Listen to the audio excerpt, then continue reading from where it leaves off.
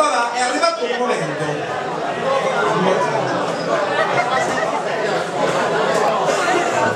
Allora praticamente vi spiego, adesso scatta, allora siccome praticamente tutti siamo combinati male, c'è poco lavoro, quindi tutti sperimentiamo più o meno cosa fare per poter arrotondare. Noi abbiamo sperimentato un gioco a premio. Faccio un attimo.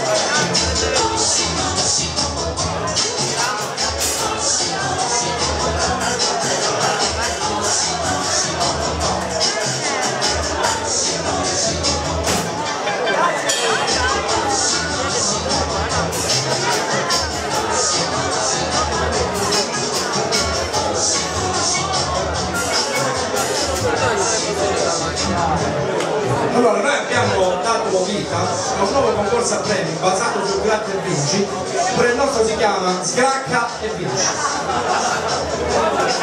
E inizialmente per arrotondare, stiamo dando solamente in giro, infatti vediamo come va stasera, se va bene cominceremo con le stampe, stiamo facendo solamente 4 biglietti, però sono, guardate, sono belli, no? Si vince tanto e si vince assai.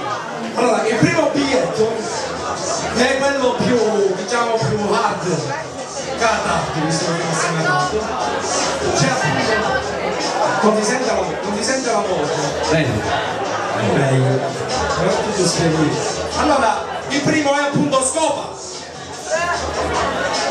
Consiste nel grattare e trovare due immagini uguali, o di John Holmes o di qualcosa di una pozzo di Cicciolina, in più c'è il jolly, se nel jolly trovate il simbolo sì, vi vale come jolly, quindi lo potete andare, vincete il premio, scritto in alto. Poi abbiamo uno che è attualissimo, anzi vogliono anche aggiornarlo, comunque, Batti in strada.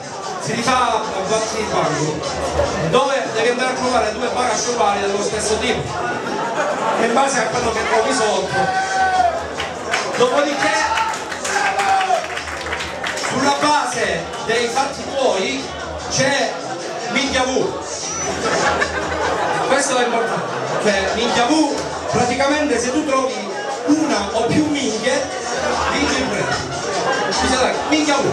E altra cosa, questo dimostra che l'uomo in antichità avesse più di una minchia, che arrivava minchia V. Poi abbiamo il più bello di tutti, quello il più economico, però il più a pizzettine, è fatto dal nostro bassista Peppe e mezzo. Lui non lo sapeva. Il Peppe e mezzo consiste, se trovi Peppe un suo mezzo, già lui è che non è un metro e mezzo, però se trovi un Peppe e mezzo vinci l'importo che c'è scritto di sotto. Grazie.